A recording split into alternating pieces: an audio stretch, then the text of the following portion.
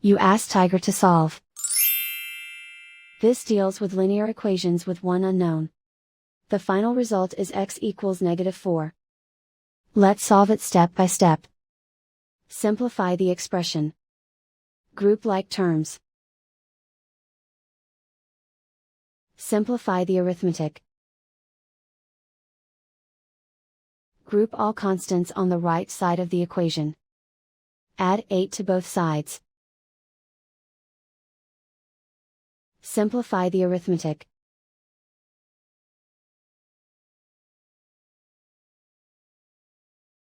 Isolate the x. Divide both sides by -8. Cancel out the negatives. Simplify the fraction. Move the negative sign from the denominator to the numerator. Find the greatest common factor of the numerator and denominator. Factor out and cancel the greatest common factor.